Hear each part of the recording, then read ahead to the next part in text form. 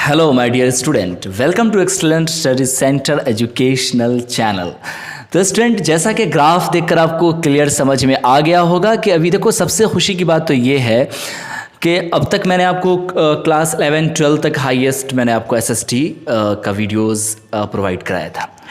But graph देख के आपको समझ में आ गया होगा कि अभी हम बात करने वाले हैं ग्रेजुएशन, यानी 12 के बाद अभी जो आप जिस क्लास में हो, first year, graduation first year, यानी कि बीए पार्ट 1 का चैप्टर हिस्ट्री यानी इतिहास। और इतिहास में जो सबसे पहला चैप्टर जो मैंने लिया है, प्राचीन भारतीय इतिहास के स्रोत यानी source of ancient Indian history. तो जैसा ये देखो, ये आपको तो ऑलरेडी यहाँ पे दिख रहा है ना, प्राचीन भारतीय इतिहास का स्रोत, इसी को मैंने कहा कि source of the ancient Indian history. तो ये हमें पढ़ना, सोचो ना, नाम से ही क्लियर है। आपको याद होगा कि मैंने क्लास 12 में आपको पढ़ाया था हड़प्पा सभ्यता के बारे में, सिंधु सभ्यता के बारे में, मेसोपोटामिया की सभ्यता के बारे में। तो ये सारी जो चीज़ें हैं ये इतिहास के स्रोत की ही तो चीज़ें हैं, ऑफ कोर्स। तो इतिहास का स्रोत यहाँ पूरा इतिहास नहीं पढ़ने वाले, पूरे मेसोपोटामिया, हड़प्पा सभ्यता ये नहीं पढ़ने वाले। यहाँ एक्चुअली में ख़ास तौर पर हमें ये जानना है कि उसके स्रोत क्या हैं। समझ में आ रहा? स्रोत का मतलब होता है सोर्स, यानी हमें कैसे पता चला कि जो पुरानी सभ्यताएं हैं, जो एंशिएंट हिस्ट्री है, प्राचीन भारतीय इतिहास है, उसकी जानकारी हम तक कैसे पहुंची। मैं आपको अगर पहुंचा पा रहा हूं तो मैंने तो किताब से पढ़ा, समझा, आपको बता रहा हूं। लेकिन सोचो कि जिसने किताब लिखा होगा उसे कहां से पता चला? तो उसे पता चला अपने गुरु से, उसके गुरु, उसके गुरु से।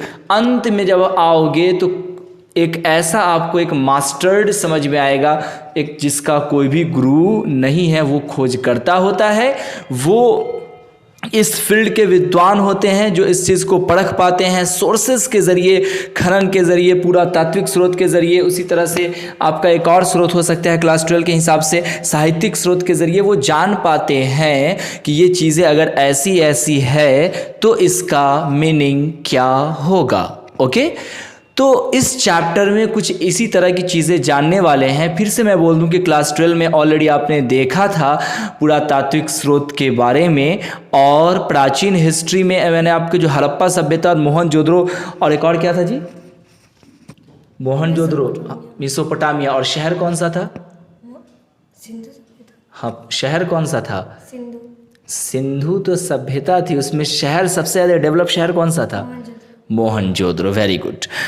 तो उसी तरह से यहाँ भी हम चीज़ें देखने वाले हैं, बट उससे थोड़ा सा स्टैंडर्ड फॉर्म है। तो उस स्टैंडर्ड फॉर्म, ऑफ कोर्स, अब जब क्लास 12 पढ़ के आप ग्रेजुएशन लेवल पर आए हो तो ग्रेजुएशन लेवल की चीज़ तो ग्रेजुएशन लेवल की जैसी ही होगी ना, ऑफ कोर्स। तो यहाँ पे हम देखने वाले हैं इनके स्रोत के बारे में और उससे कुछ डेवलपिंग पॉइंट्स को भी। तो आइए शुरू करते हैं। सबसे पहले मैं आपको ये बता दूं इस चैप्टर को शुरू करने से पहले कि इस चैप्टर में वो कौन कौन से टॉपिक्स हैं जिसको हम कवर करने वाले हैं। लेकिन इस पूरे चैप्टर की भी मैंने बात नहीं करना, आपको मैं बताऊंगा कि इस चैप्टर के इस टॉपिक में, यानी कि पार्ट 1 में जो अभी आप वीडियो देख पा रहे हो, इसमें आपको मैं बताऊंगा प्राचीन भारतीय इतिहास के स्रोत के बारे में। और इसमें मैंने 2 स्रोत आपको बताना है, पहला साहित्यिक स्रोत और पुरातात्विक स्रोत, that mean literacy and archaeological source. समझ गए बात? और इसके बाद जैसे जैसे पार्ट 2 पार्ट 3 आएगा, नेक्स्ट टॉपिक को मैं इंक्लूड करते जाऊंगा और एक एक विथ ग्राफिकल 4K वीडियोस मैं आपको प्रोवाइड कराना चाहूँगा। तो चाहिए शुरू करते हैं ग्राफिकल वीडियोस। तो सबसे पहले जैसा कि आपको यहाँ पे टॉपिक दिया गया था स्रोत के बारे में, और मैंने आपको बताया पहले कि स्रोत दैट मीन्स सोर्स। जैसे मैं आपको कहूँ कि ये बताओ कि मैंने अभी जो वीडियो बना रहे हैं, ये वीडियो का सोर्स क्या है, मैं कैसे आपको पढ़ा पा रहा हूँ, या आपका सोर्स क्या है, वीडियो को आप कैसे मेरे देख पा रहे हो। तो आपका सोर्स होगा ऑफ कोर्स मोबाइल, है ना, इलेक्ट्रिसिटी, ये सारी सोर्सेज हैं, इसके ज़रिए आप घर बैठे बैठे मेरी वीडियोज़ को देख पा रहे हो। मैं वीडियो कैसे बना पा रहा हूँ? तो मेरे पास पूरा सिस्टम है, लैपटॉप है, कैमराज है, उसी तरह से पैड है, मोबाइल है, एप्सेट्राज, इसमें से जितनी सारी चीज़ें इंक्लूड होती हैं वीडियो एनिमेटेड के लिए। तो ये सारे सोर्स हो गए हमारे वीडियोस को बनाने के लिए।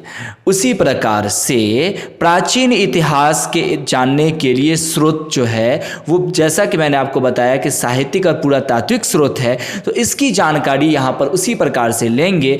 तो ये बताने से पहले कि किस प्रकार से इतिहास की जानकारी हमें प्राप्त हो पाई, उससे पहले कुछ मैं आपको इंट्रोडक्शन करवा दूं, ताकि जो चैप्टर के जो टॉपिक्स हैं वो आपका आसानी से क्लियर हो जाए और आप उसमें फंसो नहीं, वो चीज़ें आपको फैमिलियर की अनुभूति हो, यानी कि आपको आसान लगे। तो परिचय में सबसे पहला लाइन मैंने लिखा है कि प्राचीन भारत में वैज्ञानिक एवं क्रमबद्ध इतिहास लेखन की परंपरा नहीं थी। बात समझ पा रहे हो? नहीं? देखो फिर से देखो, मामला यह है स्टूडेंट के जो अभी आप सोच रहे हो कि मैंने आपको जैसे पढ़ाया या आपने ज़मीन खोदा, कुछ निकाल लिया, उसका रिसर्च कर लिया और उसका बता दिया, ऐसा भी इतना आसान नहीं था। पुराने वक्त में तो लिपि नहीं थी, हमारे पास लिखने की कला नहीं थी, कोई हमारे पास पेन जैसी इजादत चीज़ नहीं थी, विज्ञान उतना डेवलप नहीं था। तो उस वक्त की चीज़ों को अनुभव कर पाना, बता पाना बड़ा मुश्किल है। आज मैं जो पढ़ा रहा हूँ वो वीडियोज़ बन जा रहा है, आप तक पहुंच पा रहा है, लाखों हजारों मिलियंस ऑफ ईयर्स के बाद भी अगर आप चाहोगे तो इसको जैसे का तैसे आप देख सकते हो और हू बहू आप ये जान सकते हो कि मैं कैसे पढ़ाता था। आप तो नहीं देख पाओगे, आने वाली जो पीढ़ी है यानी जो मिलियंस ऑफ ईयर्स के बाद भी वो देख सकती है। तो ये तो साइंस इतना डेवलप कर गया है कि एग्जैक्ट चीज़ें आपको सीधा सीधा पता चल पाता है। लेकिन क्या पहले के वक्त में भी कुछ ऐसा ही था? ऑफ कोर्स स्टूडेंट, आप समझ सकते हो कि ऐसी बात नहीं है। तो ये सारी चीज़ें हम तक पहुंची कैसे? मोस्ट इम्पॉर्टेंट, ये तो काफ़ी सोच विचार वाली चीज़ है ना। तो इन्हीं सारे चीज़ों को सॉल्व करने के लिए, बताने के लिए इस चैप्टर को हमें बहुत ही ध्यान से पढ़ना होगा और उम्मीद दिलाते हैं कि ये सारे प्रॉब्लम्स का सलूशन आपको अभी अभी इस चैप्टर में मिल जाएगा। तो आइए शुरू करते हैं। मैं जैसा कि मैंने आपको बताया कि प्राचीन भारत में वैज्ञानिक एवं क्रमबद्ध इतिहास लेखन की परंपरा नहीं थी। वैज्ञानिक कला और क्रमबद्ध इतिहास, क्रमबद्ध का मतलब एक सीक्वेंस में सही सही 1 के बाद 1, 2 के बाद 2, इस तरह की कला मौजूद उस वक्त में नहीं थी कि सटीक सटीक इसे कहीं पर लिख दिया जाए और आने वाली पीढ़ी इसे पढ़ ले। इस प्रकार की सुविधा नहीं थी। तभी तो मैंने कहा कि प्राचीन भारत में वैज्ञानिक एवं क्रमबद्ध इतिहास लेखन की परंपरा, यानी ऐसा कल्चर, ऐसा माहौल, ऐसा परंपरा नहीं था। प्रामाणिक साक्ष्य उपलब्ध नहीं है। प्रामाणिक साक्ष्य का मतलब कि हमें एग्जैक्ट इसके बारे में प्रूव अवेलेबल नहीं है, जिसके आधार पर ऐतिहासिक घटनाओं का तिथि परक यानी डेट बाय डेट मूल्यांकन किया जा सके, यानी एग्जैक्ट उसे एनिमेट किया जा सके, बताया जा सके। फिर भी भारत के प्राचीन साहित्यिक ग्रंथों यानी कि लिटरेचर बुक में इतिहास की सामग्री भरी पड़ी है। सोचो स्टूडेंट, ये सब न होने के बावजूद भी हमें आज ये सारी चीज़ें पढ़ने को मिल रही है। आखिर कैसे? यही जानना इस चैप्टर का हमारा एम है, हम आप सबका। ओके, तो आइए इसके आगे बढ़ते हैं। देखो, सामान्यतः यानी कि नॉर्मल, अगर आसान भाषा में अगर देखा जाए तो प्राचीन भारतीय इतिहास के स्रोत को 2 वर्गों में विभाजित किया जा सकता है, इसको अच्छे से समझने के लिए, पढ़ने के लिए, अंडरस्टैंड करने के लिए।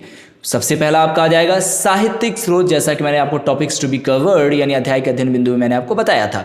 साहित्यिक स्रोत that mean literacy sources. But ये लिटरेसी सोर्सेज या साहित्यिक स्रोत है क्या? आइए उसको अब जानने का प्रयास करते हैं। साहित्यिक स्रोत से तत्कालीन राजनीतिक, सामाजिक, आर्थिक एवं धार्मिक अवस्थाओं की जानकारी प्राप्त होती है।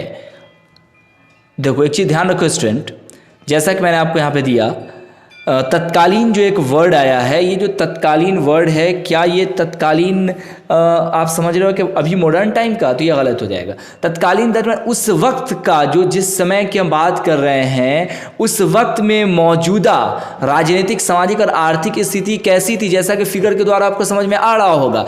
तो इन चीज़ों की जानकारी हमें साहित्यिक स्रोत से उपलब्ध हो पाती है। ओके, उसके बाद साहित्यिक स्रोत को जिनसे प्राचीन भारतीय इतिहास के निर्माण में सहायता मिलती है, इन्हें 2 श्रेणियों में बांटा जा सकता है। That mean the literacy source that help in the construction of ancient Indian history can be divided into categories, 2 types, जैसा कि मैंने आपको बताया।